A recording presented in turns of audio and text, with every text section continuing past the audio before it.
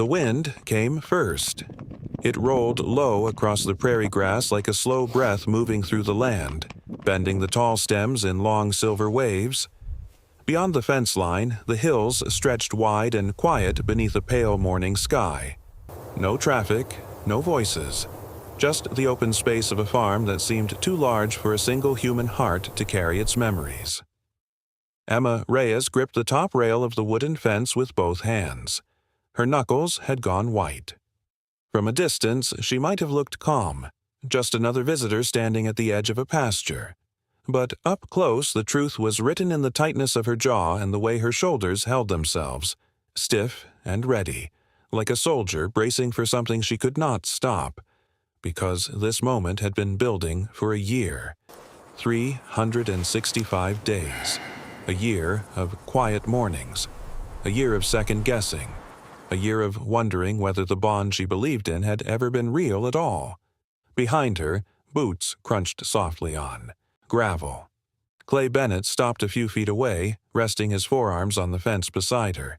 His weathered hat cast a shadow across eyes that had spent most of their life studying horses. He didn't speak at first. Men like Clay understood silence. In front of them, the prairie stretched for nearly a mile before rising into a gentle ridge of sunlit grass. Somewhere beyond that ridge was the herd, and somewhere within that herd was Ranger. Clay cleared his throat quietly. "Still time to change your mind," he said. Emma didn't look at him. Her eyes were fixed on the empty horizon. "If he doesn't remember you," Clay continued carefully, "it's not a failure. Horses move on, especially after a year." Emma swallowed, but her hands didn't loosen from the fence. Clay wasn't finished. "And if the herd reads you wrong," he added, voice steady but serious, "they won't hesitate. Wild instinct doesn't negotiate." A gust of wind carried the smell of dry grass and warm earth. Emma finally spoke. "Do they know I'm here?" Clay followed her gaze toward the hills. "They notice the truck," he said, "but they're keeping their distance." Emma nodded slowly. Distance. It was a word she had become familiar with. Distance from the war she had left behind. Distance from the memories that refused to stay buried. Distance from the one creature she had once promised she would never abandon. For a long moment, nothing moved. Then Maya's voice called softly from the truck parked behind them. "I see them." Emma's heart kicked once in her chest. Clay straightened slightly. Across the ridge, shapes began to form against the sky. At first, they were only shadows. Then the shadows shifted. Horses, a dozen of them. They appeared slowly over the hill like a tide rising out of the grass, their bodies dark against the morning light. Heads lifted, ears turning, muscles rolling beneath their coats as they moved together with the quiet. Coordination of animals that had learned to survive as one. The herd stopped halfway down the slope. A line. Still, watching.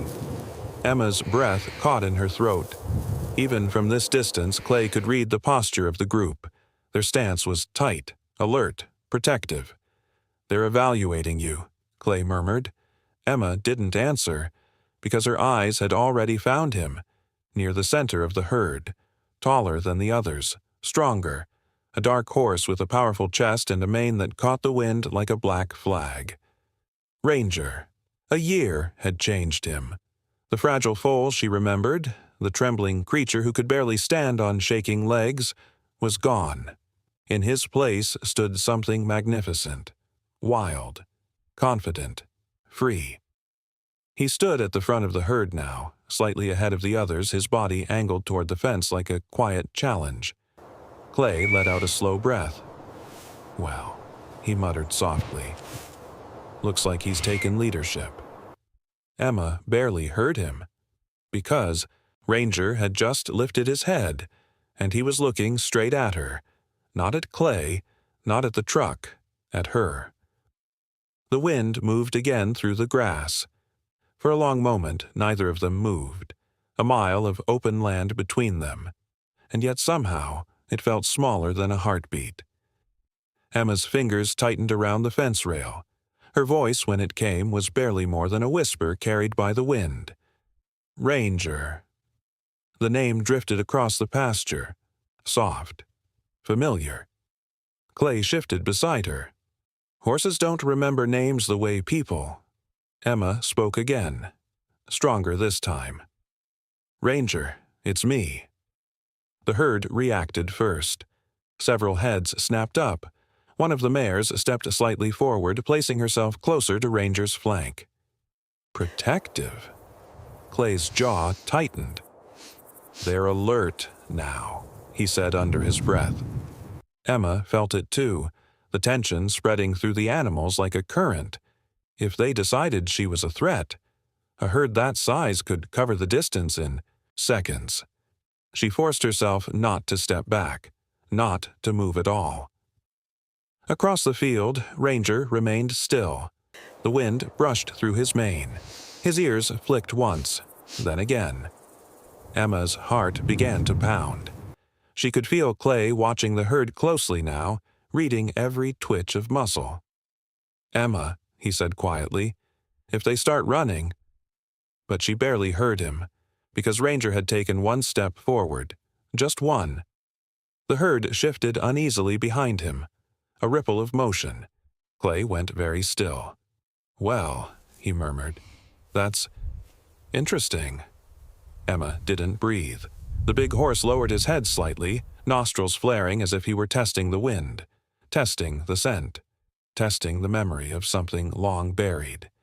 Emma's chest tightened, because she realized something in that moment that Clay could not possibly know.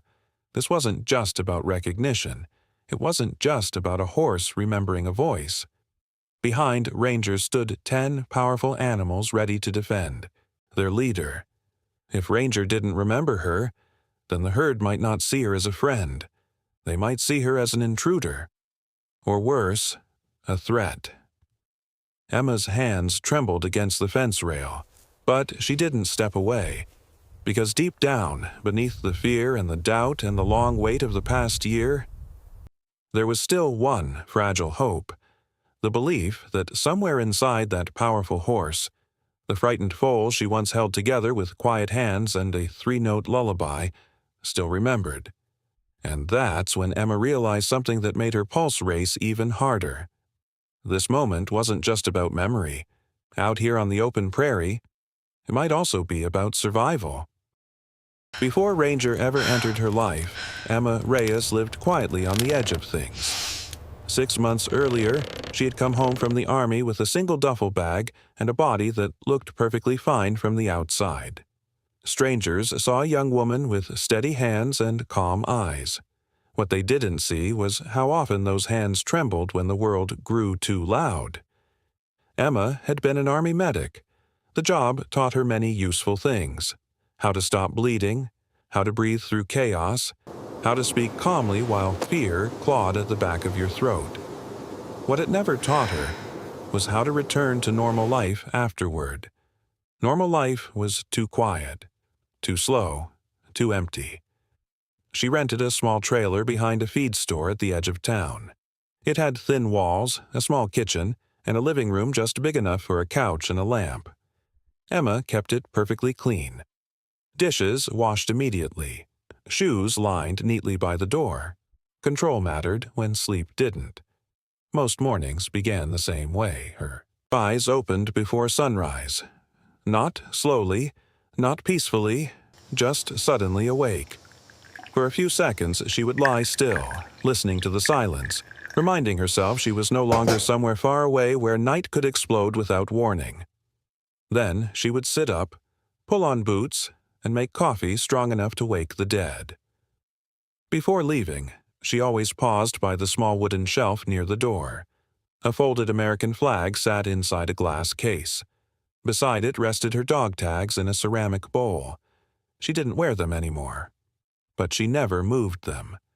Those 2 objects held more memories than the entire trailer combined.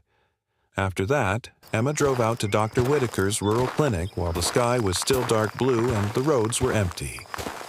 The clinic sat where town ended and pasture began, Behind the building stood a modest rescue yard for injured and abandoned animals.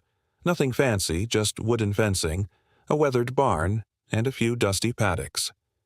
Emma loved it immediately. Animals were honest. They didn't pretend pain wasn't pain. They didn't say, "I'm fine," when they were clearly breaking. They trusted you, or they didn't. Simple rules. Clean truth. So Emma worked.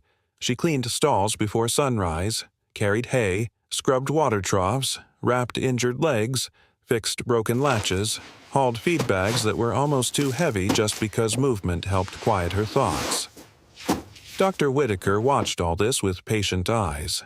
He was a broad-shouldered man in his late 60s, with weathered hands and the calm voice of someone who had spent 40 years fixing things that could not speak. One morning, he leaned against the barn door and studied Emma while she stacked grain sacks. "You sleep?" he asked. Emma tied the bag shut. "A little." He sighed softly. "One day," he said, "you're going to realize a little isn't enough." Emma shrugged. "One day, you'll realize I came here to work, not to be analyzed." A small smile tugged at the corner of his mouth. "Fair enough." He left it alone. That was one reason Emma trusted him.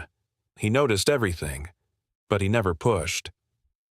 Around mid-morning, Maya burst through the gate like sunlight that refused to behave. She was 16, energetic, and talked faster than most people could think. "I'm not late," she announced. "You are," Dr. Whitaker replied. "Emotionally, I'm early." Emma almost smiled. Almost. The day moved on with its usual rhythm. Buckets clanged. Dogs barked. Dust floated through warm afternoon light. Then a metal tray slipped off a counter inside the clinic. It hit the floor with a sharp crash. Emma froze instantly. Her shoulders locked. Her breath vanished. For 1 second, the room tilted back into another world. Louder, hotter, dangerous. Then it passed. Just like that. Maya noticed. She didn't joke this time. "Does that happen a lot?" she asked quietly. Emma continued sorting bandages. No, it was a small lie. By evening, the clinic had grown quiet again. Dr. Whitaker sorted the day's mail at the front counter while Emma washed her hands at the sink. He paused over one bright yellow flyer and handed it to her.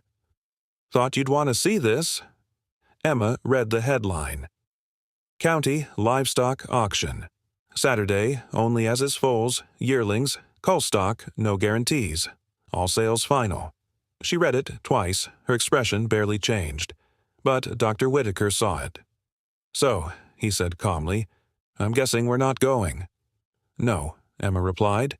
From the waiting room, Maya looked up. "Going where?" "Auction," Dr. Whitaker said. Maya brightened immediately. "Can we go?" "No," Emma answered. "Absolutely not," Dr. Whitaker added. Maya frowned. "You two are suspiciously synchronized." Emma slipped the flyer onto the counter and grabbed her jacket. "It's not our problem." That was what she said. Clear. Simple. Not our problem. But later that night, long after the trailer had gone, quiet. Emma sat at her small table staring at the same yellow flyer under the lamp. As is foals. No guarantees. The words bothered her more than they should, as if a living creature could be reduced to a disclaimer, as if fear and injury could be sold like damaged equipment. Emma leaned back in her chair and stared at the ceiling.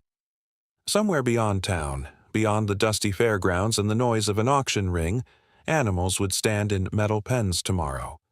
Hungry, scared, unwanted. She told herself again that it had nothing to do with her, not her problem. But when morning came, Emma arrived at the clinic earlier than usual, and the first thing she did was pull the travel medical kit off the shelf. Dr. Whitaker noticed immediately. He looked at the bag, then at the yellow flyer sticking out of her jacket pocket. "I thought you said we weren't going." Emma zipped the bag shut. "I said I wasn't going for me." From outside, Maya's voice floated through the door. Why? Do I feel like everyone's about to do exactly what they said they wouldn't do? Emma picked up her keys, because deep down the decision had already been made, and somewhere out there, something wounded was waiting for her to arrive. Saturday morning arrived wrapped in dust and diesel. County auctions always did. By the time Emma's truck rolled into the gravel lot outside the fairgrounds, the place was already alive with noise. Engines idled, trailers rattled. Men in worn hats leaned against metal gates talking in low voices about prices, weight, and luck. The air smelled like hay, sweat, and old wood. Emma parked near the edge of the lot and sat for a moment with both hands resting on the steering wheel. Behind her, Maya bounced in the passenger seat. "I've never been to a livestock auction," the girl said, eyes bright with curiosity. Dr. Whitaker climbed out of the truck first and stretched his back. "You're about to learn why most people only go once," he muttered. Emma stepped down from the cab without speaking. The sounds hit her immediately. Metal gates clanging, animals shifting nervously in crowded pens, auctioneers warming up their voices somewhere deeper inside the barn. The place pulsed, with a restless energy that made the hair along the back of her neck stand up. Inside the main barn, rows of metal pens stretched beneath harsh fluorescent lights. Horses, cattle, and goats stood shoulder to shoulder behind steel bars while buyers moved along the aisles like inspectors walking through a warehouse. Some animals were calm. Some were confused. Some were simply tired. Emma walked slowly down the aisle, her eyes moving from pen to pen with the trained instinct of someone who knew how to read pain before it had words. A thin goat with infected hooves, a mule with a scar across its shoulder. 2 yearlings that looked healthy but frightened. Then she heard it. Not loud, just a soft, sharp breath. Emma stopped. At the far corner of the row stood a small pen almost hidden in shadow. Inside it was a foal. Too thin, too still. His coat was dark but dull beneath the barn lights, and his legs trembled slightly as he shifted his weight. One foreleg didn't touch the ground properly. The joint above the hoof looked swollen, but it wasn't the injury that held Emma in place. It was the eyes, wide, alert, the kind of fearful attention she had seen too many times before, in soldiers waiting for the next explosion. Maya stepped closer to the pen. "Oh no," she whispered. "He's just a baby." The foal lifted his head slightly. His ears flicked toward Emma. For a moment, neither of them moved. Then the foal took one hesitant step forward and pressed his nose through the metal bars. Emma felt something tighten in her chest. Recognition, not of the animal itself, of the fear behind those eyes. A voice broke the moment. "Little rough, but he'll grow out of it." Emma turned. A man leaned casually against the gate nearby. Boots crossed, hat tilted low over a smile that looked too smooth to trust. "Name's Wade Kincaid," he said. He spoke with the easy confidence of someone who had sold 1,000 animals and never lost sleep over any of them. "That colt there?" Wade continued, nodding toward the pen. "Just a little clumsy. Young horses are like that." Emma's eyes returned to the foal's injured leg. "That's not clumsy," she said quietly. Wade shrugged. "Well, auctions don't run on medical opinions." Dr. Whitaker stepped closer beside her, studying the animal with a professional eye. "How old?" he asked. "Couple months," Wade replied. "Mother didn't make the trip." That answer hung in the air like a loose nail. Emma crouched slowly beside the pen. The foal didn't pull away. Instead, he leaned forward again, pressing his small nose against the sleeve of her jacket. His breath was warm. His body trembled. Emma reached out carefully and touched the side of his neck. Bones. Too many bones. "Emma," Dr. Whitaker said quietly, "remember what we talked about." She knew what he meant. Savings, rent, therapy appointments she still hadn't scheduled. This was not a responsible decision waiting to happen. But Emma wasn't thinking about money. She was looking at the foal's skin. Just above his shoulder, beneath a thin layer of dirt, a faint mark showed through the hair. A brand. Or what used to be one. The edges looked burned unevenly, like someone had tried to erase it. Emma's fingers paused. That wasn't normal. Not at an auction like this. Wade noticed her staring. "Like I said," he repeated casually, "nothing special." Emma stood slowly. Around them, the auctioneer's voice suddenly echoed through the barn. "Next lot moving in." Buyers began shifting toward the ring. Animals were being pushed forward. The foal's pen gate rattled as someone nearby moved another horse past. The young colt flinched violently at the noise, stumbling as his bad leg buckled beneath him. He caught himself just before falling. Emma felt the decision form inside her like a door closing. Not dramatic, not heroic, just final.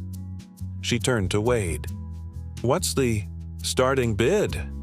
Wade looked surprised for half a second. Then his smile returned. "Well, now," he said lightly. "Guess the little guy caught somebody's attention after all." Dr. Whitaker sighed beside her. "Emma." But Emma had already stepped forward toward the auction ring.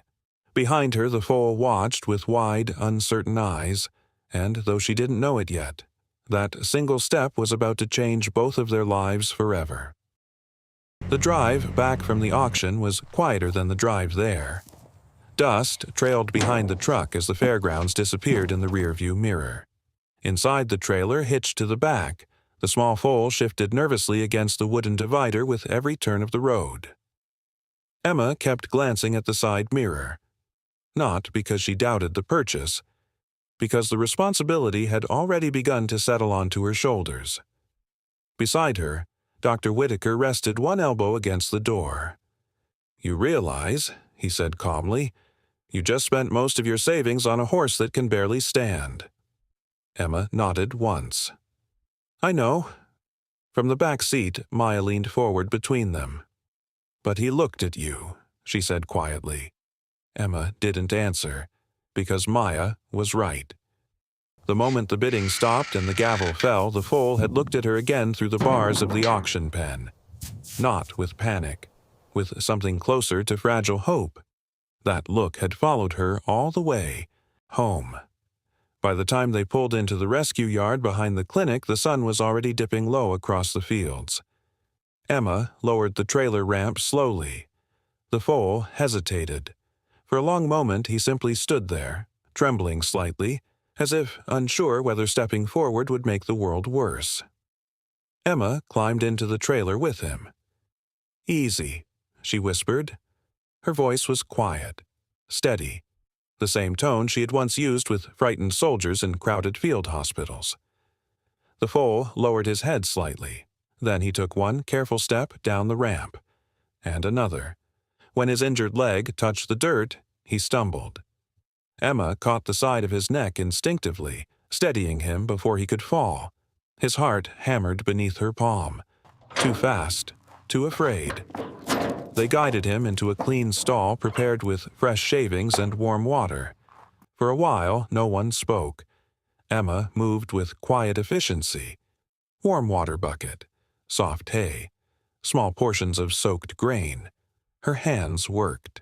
Automatically, muscle memory built from years of emergency care, but this time the patient had 4 legs and a trembling breath. The foal refused the food at first. He only stood there with wide eyes, sides rising and falling too quickly. Emma leaned against the stall rail and watched him. Then, softly, she began to hum. 3 simple notes. Low, steady. The same small tune she had used overseas when panic threatened to swallow wounded men whole. The sound filled the stall like a slow breath. For a moment, nothing happened. Then the foal's ears flicked. His breathing slowed. He lowered his head cautiously toward the water bucket, and finally drank. Long, deep, safe enough to swallow. Maya stared. "Did you just hypnotize him?" Emma shook her head. "No," she said softly. "I just told him he's safe." From the doorway, Dr. Whitaker watched the scene quietly. Then he stepped into the stall and crouched beside the foal's injured leg. "Let's see what we're really dealing with." He examined the swollen joint carefully, running experienced fingers along the bone and tendon. "Not broken," he murmured. "Bad strain. Maybe a ligament injury." Emma exhaled slowly. That was survivable. While Whitaker worked, Emma brushed dirt from the foal's shoulder. Her fingers paused suddenly. "Doc?" Whitaker looked up. Emma parted the hair near the shoulder. The faint brand mark showed again beneath the coat, except now, under proper light, the details were clearer. It wasn't just burned. It had been deliberately scarred over. Someone had tried to hide it. Whitaker frowned. "That's strange." He stood and disappeared briefly into the clinic. When he returned, he carried a small handheld scanner. Emma raised an eyebrow. "You think? Only one way to find out?" He passed the device slowly over the foal's neck. For a moment, nothing happened. Then the scanner beeped. A number flashed on the small screen. Whitaker's expression changed. He stepped back toward the clinic computer. Emma followed him inside. Maya hovered in the doorway as Whitaker typed the number into the National Registry database. The screen loaded, then stopped. Whitaker leaned closer. "Well now," he murmured. Emma felt a quiet tension crawl up her spine. "What?" Whitaker turned the monitor slightly toward her. The record displayed a registered bloodline. Not just any horse. A high-value racing and performance lineage. The note beneath the ID number was even more unsettling. Status: reported stolen. 7 months ago. Maya's eyes widened. "Wait. That means—" "It means," Whitaker said slowly, "this foal was never supposed to end up at a county auction." Emma felt the room grow still. Back in the stall, the small horse shifted nervously, unaware that his existence had just become something much more complicated. Whitaker rubbed his jaw thoughtfully. "If that traitor knew what he had—" Emma finished the sentence. "He wasn't selling him." "No," Whitaker said quietly. "He was getting rid of him." A soft chime sounded from the computer. The registry system had logged the microchip scan automatically. Emma looked at the screen. "Is that normal?" Whitaker shook his head. "It just means the database updated the location of the chip." Emma felt a small chill move through her chest, because somewhere out there, someone who cared about that stolen record might now see that update. Whitaker closed the laptop slowly. "Well," he said, "looks like you didn't just rescue a foal today." Emma glanced back toward the stall where the young horse stood under the warm barn light. His breathing had slowed. His eyes had softened. He looked less like a frightened survivor, and more like a life that had been given one small chance. Emma rested one hand against the stall door. Then she spoke quietly. "Then we'd better make sure nobody takes that chance away." Outside, the evening wind moved softly through the rescue yard. And far beyond the clinic, someone, somewhere, was beginning to notice the digital footprint that Tiny's scanner had just left behind. The trouble arrived faster than Emma expected.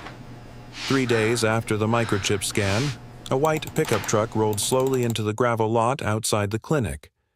Emma noticed it immediately from the barn doorway. The engine cut. The driver stepped out. Wade Kincaid. He wore the same easy smile from the auction, but something about his posture had changed. Less relaxed, less patient, like a man who had discovered a mistake and come to erase it. Emma wiped her hands on a rag and stepped into the yard. Dr. Whitaker joined her beside the fence. "Well," Whitaker muttered quietly, "that didn't take long." Wade walked toward them with casual confidence. "Afternoon," he said. Neither Emma nor Whitaker answered. Wade glanced toward the barn. "That little colt, doing all right?" Emma crossed her arms. "He's recovering." Wade nodded as if he were pleased to hear it. "Good, because there's been a misunderstanding." He reached into the truck and pulled out a folder. Paperwork. Official-looking, stamped, signed. "I'm here to collect my horse." Emma didn't move. Whitaker took the folder and flipped through the documents with slow, practiced eyes. A claim of ownership form, auction record, transfer dispute notice. Whitaker sighed. "You sold the animal legally," he said calmly. "Hammer fell. Transaction finished." Wade shrugged. "Except that horse wasn't supposed to be sold." Emma felt the tension tighten in her chest. "Meaning?" Wade leaned casually against the truck door. "Meaning the paperwork got mixed up." Emma held his gaze. "No," she said quietly. "The paperwork didn't get mixed up." Wade's smile faded slightly. Whitaker stepped forward. "The microchip registry says that Colt belongs to a stolen bloodline report." Wade didn't react right away, but Emma saw it, the smallest flicker in his eyes. Whitaker continued. "Which means one of two things happened. Either the horse was stolen before it reached the auction, or someone tried to move stolen property through the sale ring." Silence settled across the yard. Wade pushed himself upright. "You're reading too much into a number in a database." Emma stepped closer. "You didn't want the horse back because you care about him." Her voice was calm, cold. "You want him back because that chip proves something you'd rather disappear." Wade studied her for a long moment. Then he smiled again, but this time the warmth was gone. "Well," he said softly, "I tried to do this the easy way." He climbed back into the truck. "You'll be hearing from my lawyer." The engine started. Gravel crunched beneath the tires as he drove away. The dust hung in the air long after the truck disappeared. Maya stepped slowly out of the barn. That felt bad. Whitaker closed the folder and handed it back to Emma. "He's nervous," Whitaker said, "which means the chip matters." Emma looked toward the stall. Inside, the foal stood quietly beneath the warm barn light. Safe. For now. Days passed. The colt grew stronger. Emma cleaned the swelling in his leg, wrapped the joint, and walked him slowly across the yard each morning. The three-note hum followed them everywhere now. Whenever fear crept into the foal's body, the sound brought him back. Maya had already named him. "Ranger," she declared proudly. Emma didn't argue. The name fit.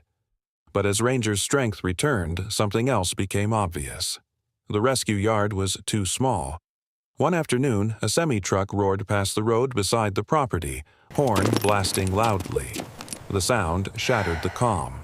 Ranger panicked. He spun sharply inside the paddock, hooves striking the fence rails. Buckets crashed. Metal clanged across the dirt like gunfire. Emma ran forward. "Easy!"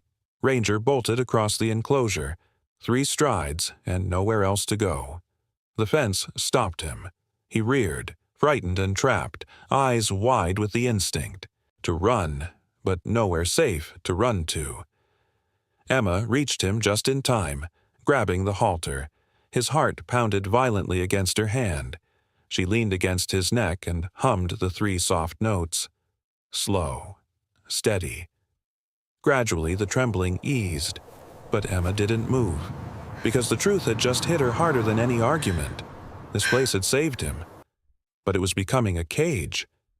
Behind her, Whitaker spoke quietly. "He's going to be a big horse." Emma nodded slowly. "And this yard isn't big enough." That night they sat at the kitchen table inside the clinic. A map lay open between them. Whitaker tapped one location. "Bennett Prairie Farm." Emma looked up. "Sanctuary?" Whitaker nodded. "Wide open pasture, herd integration. Clay Bennett runs it. Good man." Emma stared at the map for a long time. Letting Ranger go felt like tearing something fragile out of her chest. But keeping him here, would be worse. The next morning, the trailer ramp lowered again. Ranger hesitated at the edge, ears flicking nervously.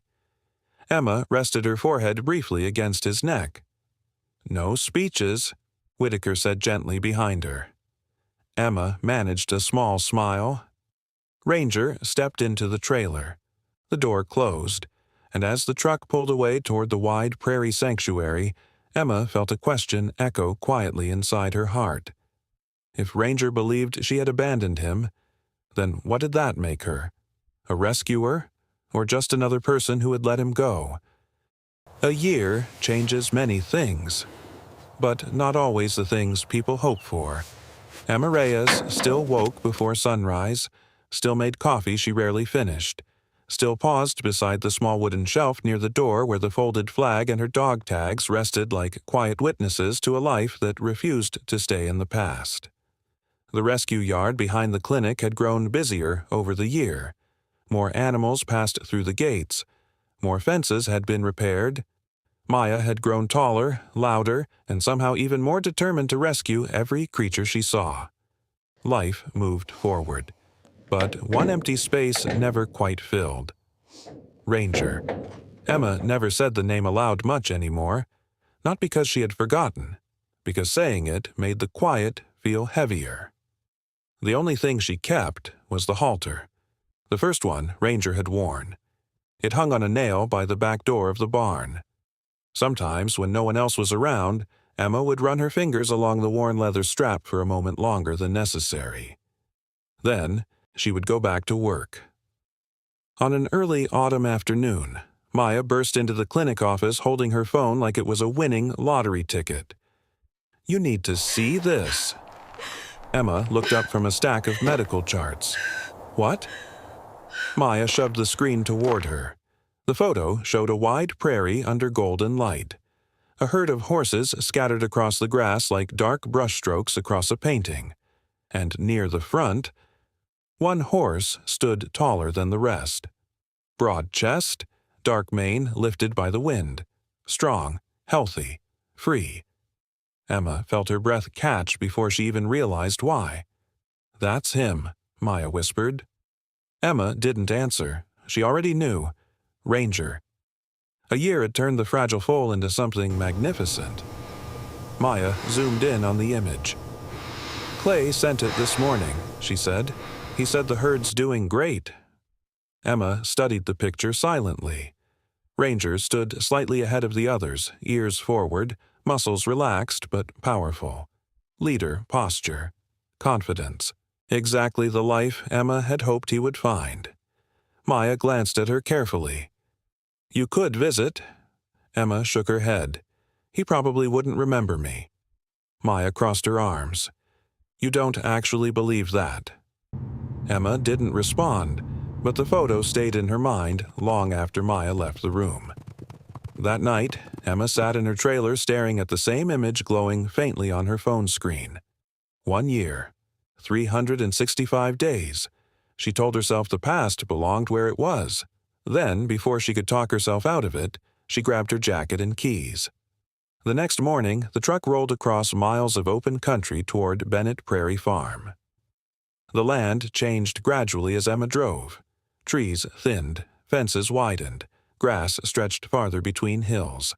By the time she reached the ranch gate, the sky felt bigger than anything near town. Clay Bennett was waiting beside the fence when she arrived. He recognized her immediately. "Well," he said, tipping, his hat slightly. "Didn't expect to see you back so soon." Emma stepped out of the truck. "Just wanted to check on him." Clay studied her for a moment. "You sure about that?" Emma gave a small shrug. Clay nodded toward the pasture beyond the wooden fence. "He's out there."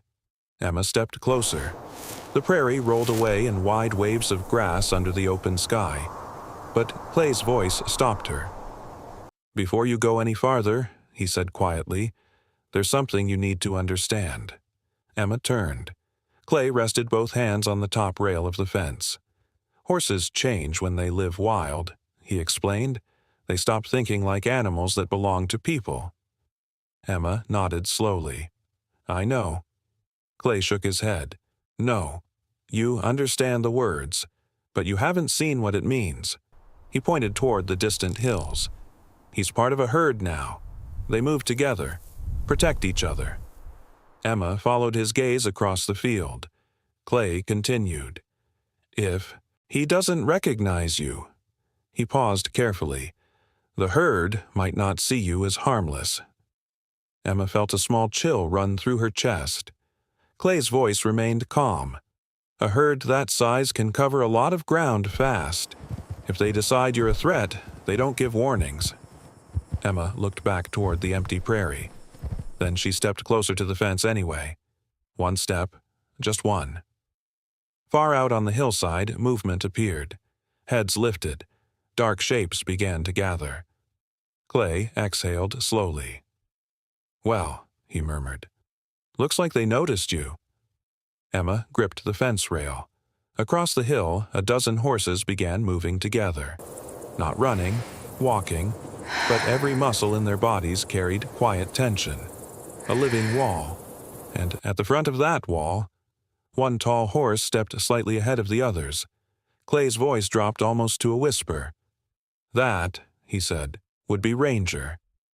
Emma felt her heart begin to pound, because the herd was coming closer. And the real question was whether Ranger would remember the woman who once saved him, or lead the herd that might drive her away. The wind moved first. It brushed across the prairie grass in long, slow waves, bending the tall stems beneath a sky that seemed too wide for anything small to hide beneath it. Emma Reyes stood beside the wooden fence with both hands resting on the top rail. She didn't move. Out in the distance, the herd continued its slow approach. 10 horses, maybe 12. They moved together with quiet unity, bodies aligned, heads high, every step measured. The formation wasn't random. It was instinct. Protection. A living wall that guarded the center of the herd. And at the front, Ranger. A year had transformed him.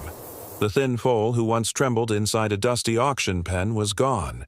In his place stood a powerful horse with a deep chest, strong legs, and a mane that lifted in the wind like a dark banner. He walked slightly ahead of the others. Leader posture. Clay Bennett leaned his forearms on the fence beside Emma. "Don't rush it," he said quietly. Emma nodded. But she didn't step. Back. The herd stopped about 50 yards away. The prairie went silent. Even the wind seemed to pause. Several horses shifted behind Ranger, ears turning toward Emma with cautious curiosity. One mare stepped forward half a pace, her body angled protectively toward the herd. Clay murmured under his breath, "They're reading you." Emma could feel it too. Every eye on her, every muscle in the herd waiting for Ranger's decision. She didn't reach out, didn't climb the fence, didn't call loudly the way people often did when they wanted animals to remember them. Instead, she simply stood there, hands open at her sides, and waited. Ranger lifted his head slightly. His ears flicked forward. For a long moment, the big horse simply stared. Emma's heart pounded in her chest.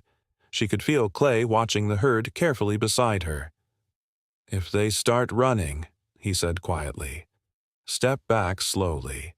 Don't turn your back."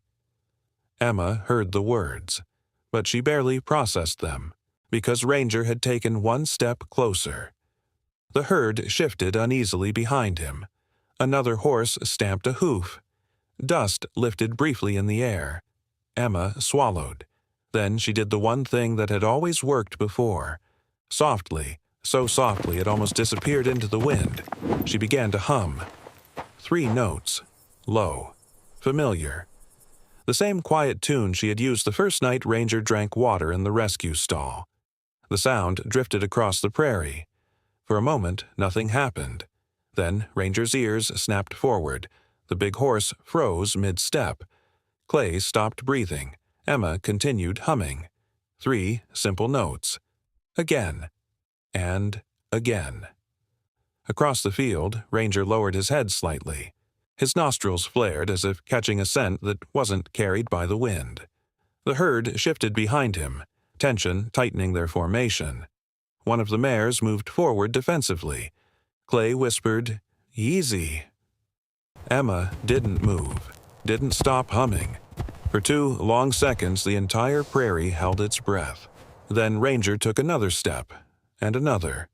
The herd rippled with uncertainty. If Ranger retreated, the others would follow. If Ranger charged, everything would explode at once. But Ranger didn't retreat. He broke into a run.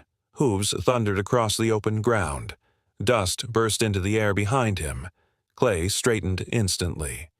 Emma. But she didn't move. She stood her ground as the powerful horse raced straight toward the fence. 20 yards. 10. 5. Then Ranger skidded to a halt just inches from the wooden rail. The sudden silence that followed felt almost unreal. Emma lowered her hands slowly. For a moment, Ranger simply stared at her. His breath blew warm through his nostrils. Emma reached forward carefully. "Hey, Ranger," she whispered. The big horse leaned forward and pressed his massive head gently into her chest. Emma laughed and cried at the same time. Her arms wrapped around his neck as his warm breath rushed against her shoulder in soft snorts of recognition. Clay let out a quiet breath beside them. "Well," he said softly, "I'll be damned." Behind Ranger, the herd slowly approached the fence. Not aggressive, curious. The same mare who had stepped forward earlier now stood just a few yards away, watching the reunion calmly. Emma rested her forehead against Ranger's mane. "You made it," she whispered. The horse nudged her shoulder again, the same way he had when he was small enough to barely reach her elbow. But now he was strong, wild, free. Emma stepped back slowly. Her hand slid down Ranger's neck one last time. She didn't try to hold him, didn't try to lead him away, because this was never about keeping him. It was about saving him. Ranger lingered beside the fence for another moment. Then he turned. The herd shifted with him instantly, the group moving together like a single living current across the grass. After a few strides, Ranger glanced back over his shoulder. Just once. Then he disappeared into the wide prairie with the others, mane lifting in the wind beneath the fading light. Emma watched until the herd became nothing more than moving shadows across the hills. Clay leaned on the fence beside her again. "You all right?" he asked. Emma nodded slowly. For the first time in a long while, the tight weight in her chest had loosened. "He's exactly where he belongs," she said. The sun dipped lower behind the prairie. Wind brushed through the grass again. And somewhere far out in the open field, Ranger ran free beneath a sky that had always been waiting for him. Because real love, Emma realized quietly, doesn't hold the rope tighter. Sometimes it simply opens the gate.